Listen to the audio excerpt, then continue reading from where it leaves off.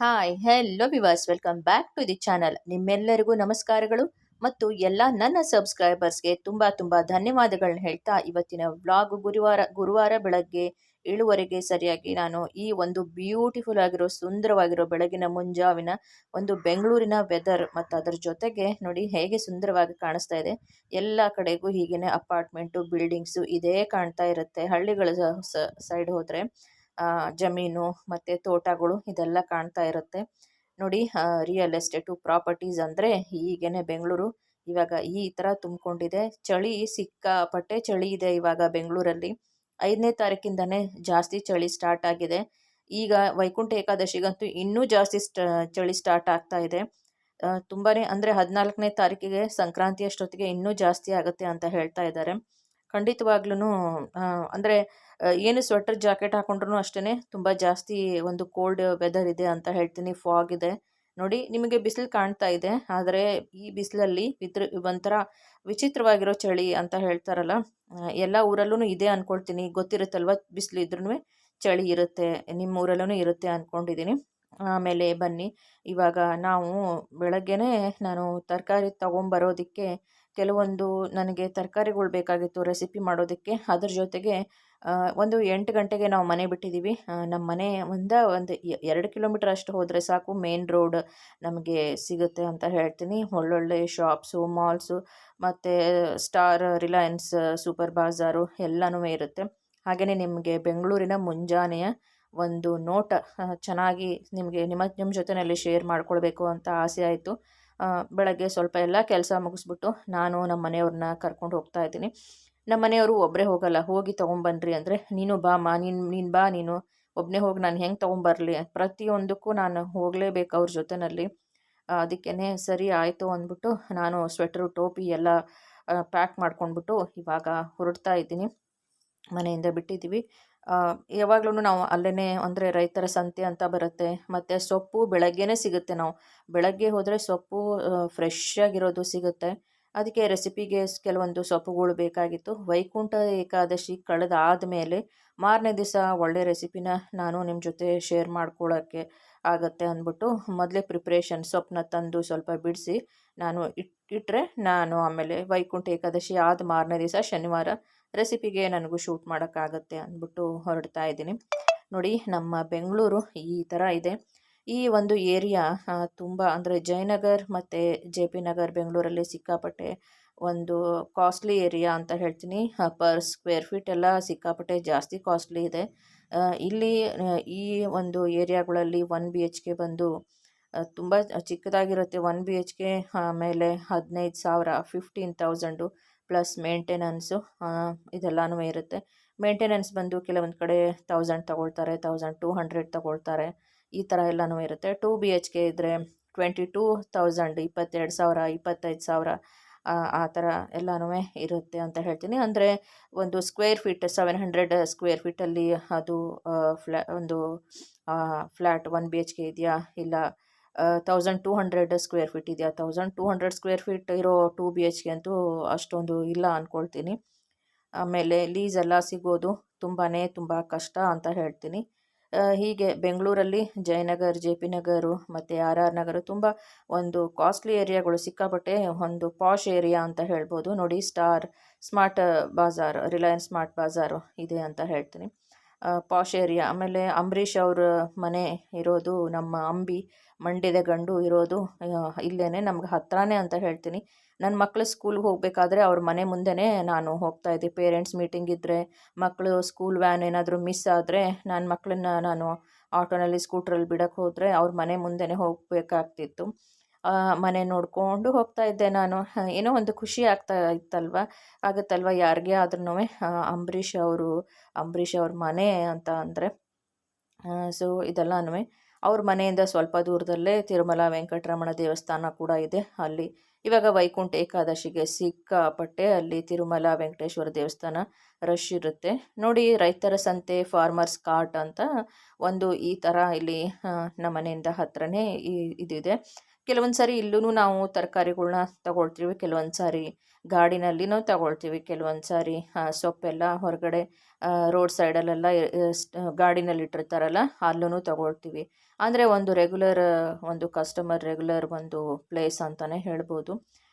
Beans, carrot ಇಲ್ಲಿ ಬಂದರೆ ನಮಗೆ ಎಲ್ಲ ಥರದ್ದು ಹಣ್ಣು ತರಕಾರಿಗಳನ್ನೆಲ್ಲ ಸಿಗುತ್ತೆ. ಈ ಏರಿಯಾಗಳಲ್ಲಿ ಏನಾಗುತ್ತೆ, ಫ್ರೂಟ್ಸು, ತರಕಾರಿ, ಒಂದು ಸ್ವಲ್ಪ ಹೂವು, ಹಣ್ಣು ಇದೆಲ್ಲನೂ ಸ್ವಲ್ಪ ಕಾಸ್ಟ್ಲಿ ಅಂತ ಹೇಳ್ತೀನಿ. ಇದು ಎಲ್ಲ ಆಲ್ರೆಡಿ ಡೆವಲಪ್ಡ್ ಏರಿಯಾಗಳಲ್ವಾ, ಹಾಗಾಗಿನೇ. ಮತ್ತು ಇನ್ನೂ ಸ್ವಲ್ಪ ಅಂದರೆ ಸ್ವಲ್ಪ ವಿಲೇಜ್ ಥರ ಇರೋ, ಇನ್ನೂ ಅನ್ಡೆವಲಪ್ಡ್, ಇನ್ನೂ ಇವಾಗ ಡೆವಲಪ್ ಆಗ್ತಾ ಇರೋ, ಬೆಂಗಳೂರಿಗೆ ಕನೆಕ್ಟ್ ಆಗಿರೋ ಸ್ವಲ್ಪ ಹಳ್ಳಿ ಥರ ಒಂದು ಏನಿರುತ್ತಲ್ಲ ಅದು, ಅಲ್ಲಿ ಎಲ್ಲನೂ ಸ್ವಲ್ಪ ತರಕಾರಿಗಳು ಅದೆಲ್ಲನೂ ಒಂದು ಕಡಿಮೆ ಪ್ರೈಸ್ಗೆ ಒಂದು ಒಂದು 5-8 ರೂಪಾಯಿ ಅಷ್ಟು ಮೇ ಬಿ ಕಡಿಮೆ ಇರುತ್ತೆ. 8 ರೂಪಾಯಿ 10 ರೂಪಾಯಿ ಅಷ್ಟು ಕಡಿಮೆ ಇರುತ್ತೆ. ಈ ಬೇಗೂರು ಅಂತ ಹೇಳ್ತಾರೆ, ಬೇಗೂರು ರೋಡು, ಬೇಗೂರು ಆ ಕಡೆ ಎಲ್ಲನೂ ಕಡಿಮೆ ಇರುತ್ತೆ ಅಂತ ಹೇಳ್ತಾರೆ.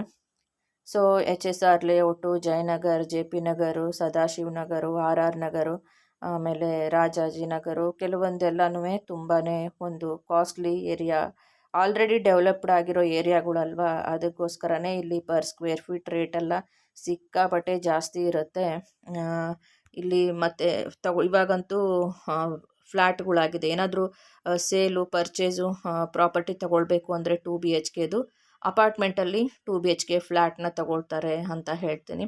ಅಂದರೆ ಇಂಡಿಪೆಂಡೆಂಟ್ ಹೌಸು ನೆಲಕ್ಕೇ ಬಿಲ್ಡ್ ಮಾಡೋದು ಅಷ್ಟೊಂದು ಇಲ್ಲಿ ಆಲ್ರೆಡಿ ಡೆವಲಪ್ಡ್ ಇರೋ ಕಡೆ ಇರಲ್ಲ, ಭೂಮಿನೇ ಇರಲ್ವಲ್ಲ, ಎಲ್ಲ ಅಪಾರ್ಟ್ಮೆಂಟ್ಗೇ ಇರುತ್ತೆ. ಹಾಗಾಗಿನೇ ಬೇರೆ ಸ್ವಲ್ಪ ಬೆಂಗಳೂರಿಂದ ನೆಲಮಂಗಲ ಆ ಕಡೆ ಈ ಕಡೆ ಎಲ್ಲ ಹೋದರೆ ಭೂಮಿನಲ್ಲಿರೋ ಸೈಟ್ನ ತೊಗೊಂಡು ಕಟ್ಟಿಸ್ಬೋದು, ಆ ಥರ ಎಲ್ಲನೂ.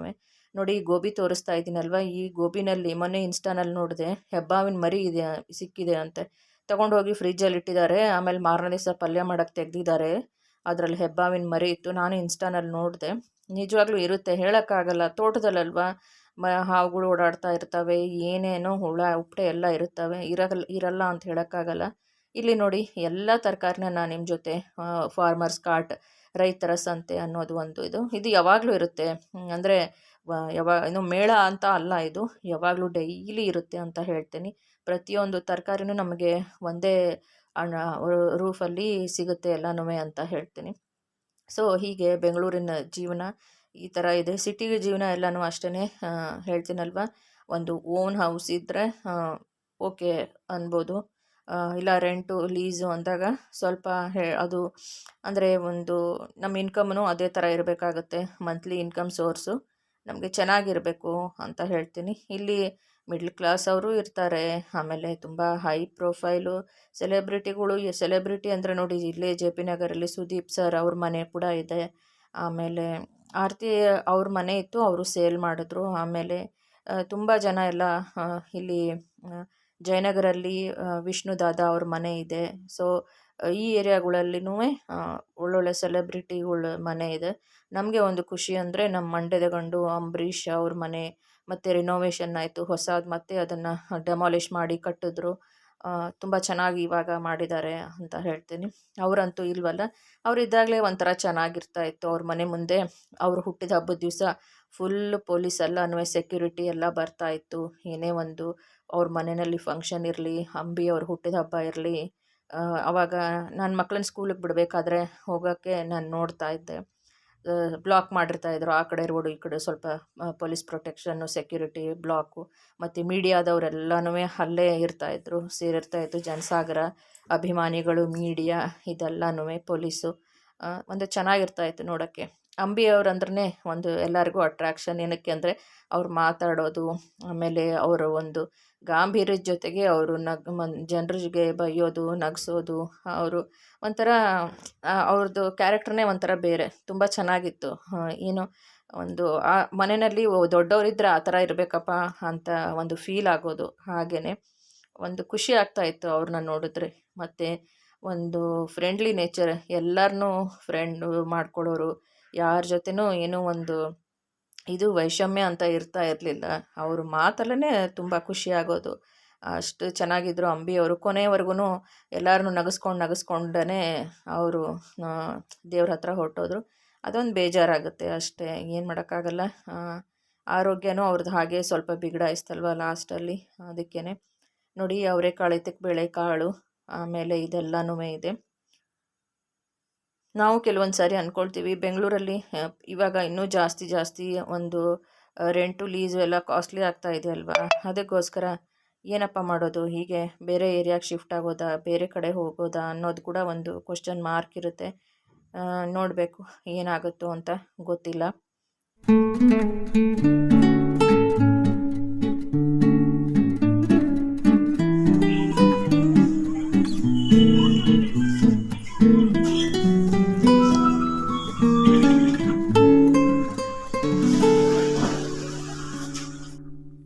ನಾನು ಬೆಂಗಳೂರಿಗೆ ಬಂದು 25 ವರ್ಷ 25 ಇಯರ್ಸ್ ಆಯಿತು ಸರಿಯಾಗಿ. ಬೆಂಗಳೂರಿಗೆ ಬಂದಿದ್ದಕ್ಕೆ ನನಗೆ ತುಂಬ ಅಂದರೆ ತುಂಬಾ ಖುಷಿ ಇದೆ. ಇಲ್ಲಿ ಹೆಣ್ಮಕ್ಳಿಗೆ ಒಂದು ದುಡಿಯೋದಕ್ಕೆ ಧೈರ್ಯ ಮತ್ತು ಒಂದು ಕಾನ್ಫಿಡೆಂಟ್ ಅನ್ನೋದು ಬೆಂಗಳೂರಲ್ಲಿ ಸಿಗುತ್ತೆ ಅಂತ ಹೇಳ್ತೀನಿ.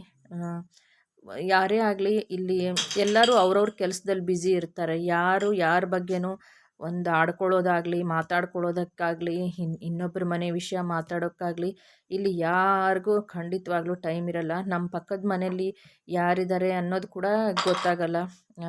ಅವ್ರ ಮನೇಲಿ ಹುಷಾರಿಲ್ಲ ಅಂದರೆ ಕೂಡ ಈವನ್ ಗೊತ್ತಾಗಲ್ಲ. ಹಾಗೆ ಈ ಬೆಂಗಳೂರಲ್ಲಿ ಜೀವನ ಅವ್ರವ್ರ ಜೀವನ ನಡೆಸ್ಕೊಂಡು ಹೋಗೋದೇ ಕಷ್ಟ, ಇನ್ನೊಬ್ರದ್ದು ಅಲ್ಲ. ಸದ್ಯ ಅವ್ರ ಮನೆಯಲ್ಲಿ ಇರೋ ಸಮಸ್ಯೆಗಳ್ನ ಬಗೆಹರಿಸ್ಕೊಳ್ಳೋದೇ, ಅವ್ರ ಜೀವನ ಮಾಡೋದೇ, ಅವ್ರು ದುಡಿಯೋದು ಅದೇ ಒಂದು ಕಷ್ಟ. ಹೀಗೆ ಬೆಂಗಳೂರಲ್ಲಿ ಎಲ್ಲರೂ ಬ್ಯುಸಿಯಾಗಿರ್ತಾರೆ. ಎಲ್ಲರೂ ದುಡಿಮೆ. ನೋಡಿ ಇಲ್ಲಿ ಇವಾಗ ನಾನು ಸರ್ಸೋಂಕ ಸಾಗ್ ಮಾಡೋದಕ್ಕೆ ಸಾಸಿವೆ ಸೊಪ್ಪು, ಈ ಪಂಜಾಬಿ ರೆಸಿಪಿ ಮಾಡೋಣ ಅಂದ್ಬಿಟ್ಟು ನಾನು ಸಾಸಿವೆ ಸೊಪ್ಪು ತಗೊಳ್ತಾ ಇದ್ದೀನಿ. ಸ್ಯಾಟರ್ಡೆ ಆದರೆ ಖಂಡಿತವಾಗ್ಲೂ ಅದನ್ನು ನಾನು ರೆಸಿಪಿ ಶೇರ್ ಮಾಡ್ತಾ ಇದ್ದೀನಿ. ಈ ಲೇಡಿ ಹತ್ರ ನಾವು ಯಾವಾಗ್ಲೂ ಇಲ್ಲಿ ಸೊಪ್ಪು ತಗೊಳ್ತಾ ಇರ್ತೀವಿ. ಅವರು ನೋಡಿ ಬೆಳಗ್ಗೆನೇ ಬಂದು ಪಾಪ ಚಳಿನಲ್ಲಿ, ಎಷ್ಟನ ಚಳಿ ಇರಲಿ ಸೊಪ್ಪು ಮಾರೋ ಲೇಡೀಸು, ಹೂವು ಮಾರೋ ಲೇಡೀಸ್ ಎಲ್ಲನೂ ಬೆಳಗ್ಗೆ 4 ಗಂಟೆ 3 ಗಂಟೆಗೆಲ್ಲನೂ ಮಾರ್ಕೆಟ್ಗೆ ಹೋಗಿ ಅಲ್ಲಿಂದ ಎಲ್ಲ ತಗೊಂಡು ಬಂದು ಅವನ್ನ ಕಟ್ಟುಗಳನ್ನೆಲ್ಲ ಬೇರೆ ಮಾಡಿ ಕಟ್ಟಿ ಆಮೇಲೆ ಇಲ್ಲಿ ಬಂದು ನಿಂತ್ಕೊಂಡು ಸೆಲ್ ಮಾರ್ತಾರೆ. ಹೂವು ಅವರು ಸಾಯಂಕಾಲ ಅವ್ರವ್ರ ಟೈಮಿಂಗ್ ಇರುತ್ತೆ. ಬೆಳಗ್ಗೆ ಇಷ್ಟು ಗಂಟೆಯಿಂದ ಇಷ್ಟು ಗಂಟೆವರೆಗೂ ಹೂವು ಅವರು, ಸೊಪ್ಪವರು ಅವ್ರದ್ದು ಟೈಮಿಂಗ್ವರೆಗೂ ವ್ಯಾಪಾರ, ಒಂದು ದಿನಕ್ಕೆ ಇಷ್ಟು ವ್ಯಾಪಾರ ಆಗಬೇಕು ಅಂತ ವ್ಯಾಪಾರ ಮಾಡಿಕೊಂಡು ಹೋಗ್ತಾರೆ. ಸೊ ಆ ಥರದ ಹೆಣ್ಮಕ್ಳನ್ನ ನೋಡಿದಾಗ್ಲೂ ನನಗೆ ತುಂಬ ಖುಷಿಯಾಗುತ್ತೆ. ಮನೆ ಜವಾಬ್ದಾರಿಗಳನ್ನ ನಿರ್ವಹಿಸೋದಕ್ಕೆ ಅವ್ರು ಎಷ್ಟು ಕಷ್ಟಪಡ್ತಾರಪ್ಪ. ಎಜುಕೇಷನ್ ಆಗಿರಲ್ಲ, ಎಜುಕೇಷನ್ ಇರಲ್ಲ. ಎಜುಕೇಷನ್ ಅನ್ನೋದು ಅದೇ ಮುಖ್ಯ ಅಲ್ಲ. ಎಜುಕೇಷನ್ ಇಲ್ಲದೆ ಹೋದರೂ ಅವ್ರಿಗೆ ದುಡಿಯೋ ಒಂದು ಧೈರ್ಯ, ಕಾನ್ಫಿಡೆಂಟು, ಅದನ್ನು ನಾವು ಮೆಚ್ಕೊಳ್ಬೇಕು, ಖುಷಿ ಪಡಬೇಕು. ಅದಕ್ಕೇ ಆ ಥರ ಹೆಣ್ಮಕ್ಳಿದ್ರೆ ನಾನು ತುಂಬ ಅವ್ರಿಗೆ ರೆಸ್ಪೆಕ್ಟ್ ಕೊಡ್ತೀನಿ. ಬೆಳಗ್ಗೆ ಎದ್ದು ತರಕಾರಿ ತಗೊಂಬಂದು ಸೊಪ್ಪು ಮಾರೋದು, ತರಕಾರಿ ಮಾರೋದು, ಈ ನಿಂಬೆಹಣ್ಣು, ಮೆಣಸಿನ್ಕಾಯಿ ಎಲ್ಲ ಮತ್ತು ಸಣ್ಣ ಹೋಟ್ಲ್ ಇಟ್ಕೊಂಡಿರೋ ಲೇಡೀಸು ಅವ್ರಿಗೆಲ್ಲನೂ.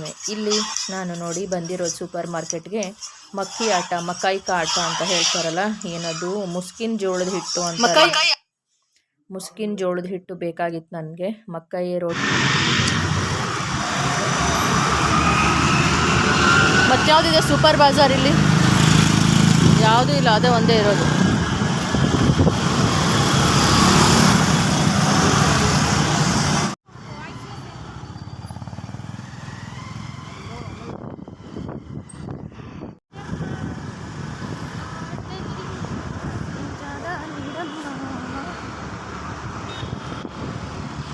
ನೋಡಿ ಫ್ರೆಂಡ್ಸ್, ಇಲ್ಲೊಂದು ಪಾರ್ಕ್ ಇದೆ. ಪಾರ್ಕಿಗೆ ಬರ್ತಾ ಇದ್ದೆ, ಇವಾಗ ಇಲ್ಲಿ ಬರ್ತಾ ಇಲ್ಲ.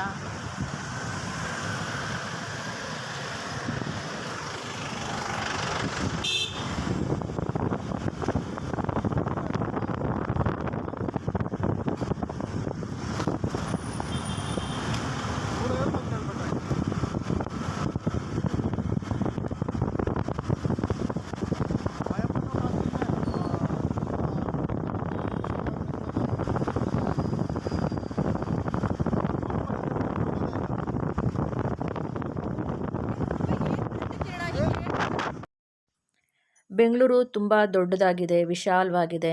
ಎಲ್ಲ ಥರ ಎಲ್ಲ ಸ್ಟೇಟು ಮತ್ತು ಎಲ್ಲ ಕಂಟ್ರಿನಲ್ಲಿರೋ ಜನಗಳೆಲ್ಲ ಬೆಂಗಳೂರಲ್ಲಿ ಇದ್ದಾರೆ ಅಂತ ಹೇಳ್ತೀನಿ. ಸಿಲಿಕಾನ್ ಸಿಟಿ ಬೆಂಗಳೂರು, ಆಮೇಲೆ ಗ್ರೀನ್ ಸಿಟಿ ಬೆಂಗಳೂರು ಅಂತ ಹೇಳ್ತೀನಿ.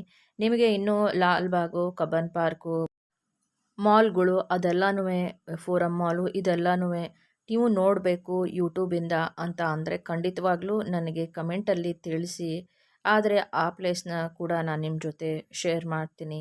ಮತ್ತು ಯಾವುದಾದ್ರೂ ಬೆಂಗಳೂರಲ್ಲಿರೋ ಫೇಮಸ್ ಇರೋ ಟೆಂಪಲ್ ಏನಾದರೂ ನೋಡಬೇಕು ಅನ್ನೋದಿದ್ದರೆ ಖಂಡಿತವಾಗ್ಲೂ ನನಗೆ ಕಮೆಂಟ್ ಸೆಕ್ಷನಲ್ಲಿ ತಿಳಿಸಿ. ನಾನು ಅದಕ್ಕೆ ಖಂಡಿತವಾಗ್ಲೂ ನನ್ನ ಒಂದು ಒಳ್ಳೆಯ ಪ್ರಯತ್ನನ ನಾನು ಮಾಡ್ತೀನಿ ಆ ವಿಡಿಯೋಗಳ್ನ ಶೇರ್ ಮಾಡೋದಕ್ಕೆ ನನ್ನ ವ್ಲಾಗಲ್ಲಿ ಅಂತ. ಆಲ್ಮೋಸ್ಟ್ ನಾನು ಕೆಲವೊಂದೆಲ್ಲನೂ ಪ್ರೀವಿಯಸ್ ಒಂದು ಹಳೆಯ ವ್ಲಾಗಲ್ಲಿ ಒಂದು 2 ಇಯರ್ಸ್ ಬಿಫೋರ್ ವ್ಲಾಗಲ್ಲಿ ಕೆಲವೊಂದು ಟೆಂಪಲ್, ಇಸ್ಕಾನ್ ಟೆಂಪಲ್ಲು ಆಮೇಲೆ ಅದೆಲ್ಲನೂ ನಾನು ಶೇರ್ ಮಾಡಿದ್ದೀನಿ.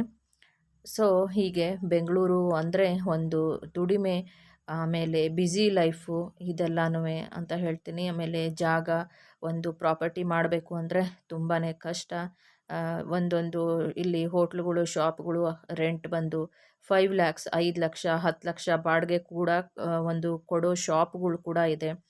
50,000, 1 ಲಕ್ಷ ಬಾಡಿಗೆ ಕಟ್ಟೋ ಒಂದು ಅಪಾರ್ಟ್ಮೆಂಟಲ್ಲಿ ಇರೋ ಜನ ಕೂಡ ಇದ್ದಾರೆ. ಹಾಗೆಯೇ 5,000, 6,000 ಒಂದು ಮನೆಯಲ್ಲಿ ಇದ್ಕೊಂಡು ಜೀವನ ಮಾಡೋ ಜನಗಳು ಇದ್ದಾರೆ. 5,000ದಿಂದ ಹಿಡಿದು 5 ಲಕ್ಷ, 10 ಲಕ್ಷ ಬಾಡಿಗೆ ಕೊಡೋ ಎಲ್ಲ ಒಂದು ಜನ ಇಲ್ಲಿ ಇದ್ದಾರೆ ಬೆಂಗಳೂರಲ್ಲಿ ಅಂತ ಹೇಳ್ತೀನಿ. ಹೀಗೇ ಬೆಂಗಳೂರಿನ ಒಂದು ಬ್ಯುಸಿ ಒಂದು ಜೀವನ. ಅಂದರೆ ಹೆಣ್ಮಕ್ಳಿಗೆ ಒಳ್ಳೆ ಸೆಕ್ಯೂರಿಟಿ ಇರುತ್ತೆ. ಹೆಣ್ಮಕ್ಳಿಗೆ ಒಂದು ಓಡಾಡೋದಕ್ಕೆ ಒಂದು ಎಲ್ಲ ಸೆಕ್ಯೂರಿಟಿ ಅವ್ರಿಗೆ ಇರುತ್ತೆ. ಒಂದು ಜಾಬ್ಗೆ ಹೋಗೋದಕ್ಕೆ, ಬರೋದಕ್ಕೆ, ಮತ್ತು ಒಂದು ಬಸ್ಸಿನ ವ್ಯವಸ್ಥೆಗಳು ಇದೆಲ್ಲನೂ ಸೇಫ್ ಆಗಿರುತ್ತೆ ಅಂತ ಹೇಳ್ತೀನಿ. ಎಷ್ಟೇ ಒಂದು ಸೇಫ್ ಇದ್ರೂ ಯಾವಾಗಲೂ ನಾವು ಅಲರ್ಟಾಗಿ ನಮ್ಮ ಒಂದು ಕಣ್ಣುಗಳ್ನ ನಾವು ಸುತ್ತಮುತ್ತ ಇಟ್ಕೊಂಡು ಹುಷಾರಾಗಿ ಯಾವುದೇ ಒಂದು ಪ್ಲೇಸ್ಗಳಲ್ಲಿದ್ದರೂ ಅಷ್ಟೇ ಹುಷಾರಾಗಿ ನಾವು ಇರಬೇಕು. ನಮ್ಮ ಸೇಫ್ಟಿನಲ್ಲೂ ಕೂಡ ನಾವು ಇರಬೇಕಾಗತ್ತೆ. ನಾನಿವಾಗ ಮನೆಗೆ ಬಂದಿದ್ದೀನಿ ನೋಡಿ. ನಮ್ಮ ಮನೆ ಇರೋದು 3rd ಫ್ಲೋರ್ ಇದೆ. ನಮ್ಮದು ತುಂಬ ಒಳ್ಳೆ ಪಾಶ್ ಏರಿಯಾನಲ್ಲೇ ಮನೆ ಇದೆ ಅಂತ ಹೇಳ್ತೀನಿ. ಇಲ್ಲಿನೂ ತುಂಬ ನಮಗೆ ಸೇಫ್ಟಿ, ಸೆಕ್ಯೂರಿಟಿ ಇದೆ. ಒಂದು ಒಳ್ಳೆಯ ಜನಗಳು ಈ ಏರಿಯಾನಲ್ಲಿ ತುಂಬ ಒಳ್ಳೆಯ ಜನ ಇದ್ದಾರೆ ನಮ್ಮ ಏರಿಯಾನಲ್ಲಿ. ಬೆಳಗಾದರೆ ಎಲ್ಲರೂ ಮಾತಾಡಿಸ್ತಾರೆ, ಕಾಫಿ ಆಯಿತಾ, ತಿಂಡಿ ಆಯಿತಾ, ಜಾಬ್ ಹೋಗ್ತಾ ಇದ್ದೀರಾ, ಆಫೀಸ್ ಹೋಗ್ತಾ ಇದ್ದೀರಾ ಅಂತ. ತುಂಬ ನನಗೆ ಖುಷಿ ಆಗುತ್ತೆ. ನಾನು ಹುಟ್ಟಿದ ಊರಿಗಿಂತಲೂ ಬೆಂಗಳೂರು ಅಂದರೆ ನನಗೆ ತುಂಬಾ ಖುಷಿ ಆಗುತ್ತೆ, ಇಷ್ಟ ಆಗುತ್ತೆ ಅಂತ ಹೇಳ್ತೀನಿ. ನಮ್ಮ ಜೀವನದಲ್ಲಿ ಏನೇ ಒಂದು ಅಪ್ ಆ್ಯಂಡ್ ಡೌನ್ಸ್ ಬಂದ್ರೂ ಎಲ್ಲನೂ ಎದುರಿಸಿ ನಾವು ಎದ್ದು ನಿಂತ್ಕೊಂಡು ಜೀವನ ಮಾಡಬೇಕು. ಯಾವುದಕ್ಕೂ ಹೆದರಬಾರ್ದು. ಹೆಣ್ಣು ಮಕ್ಕಳು ತುಂಬ ಧೈರ್ಯವಾಗಿ ಆತ್ಮವಿಶ್ವಾಸದಿಂದ ಜೀವನ ಮಾಡಬೇಕು ಅಂತ ಹೇಳಿಕೊಟ್ಟಿರೋದೇ ನನಗೆ ನನ್ನ ಬೆಂಗಳೂರು, ನನ್ನ ಬೆಂಗಳೂರಿನ ಜನಗಳು ಅಂತ ನಾನು ಹೇಳೋಕ್ಕೆ ನನಗೆ ತುಂಬ ತುಂಬ ಖುಷಿ ಆಗುತ್ತೆ ಅಂತ ಹೇಳ್ತೀನಿ. ನಿಜವಾಗ್ಲೂ ನಾನು ಬೆಂಗಳೂರನ್ನು ತುಂಬ ಪ್ರೀತಿಸ್ತೀನಿ. ಇಷ್ಟು ಹೇಳ್ತಾ ನನ್ನ ಇವತ್ತಿನ ಒಂದು ವ್ಲಾಗ್ನ ಇಲ್ಲಿಗೆ ಮುಗಿಸ್ತಾ ಇದ್ದೀನಿ. ಮತ್ತೊಂದು ಒಳ್ಳೆಯ ವ್ಲಾಗಲ್ಲಿ ನಾನು ನಿಮಗೆ ಸಿಗ್ತೀನಿ. ಅಲ್ಲಿವರೆಗೂ ನಿಮ್ಮೆಲ್ಲರಿಗೂ ತುಂಬ ತುಂಬ ಧನ್ಯವಾದಗಳು.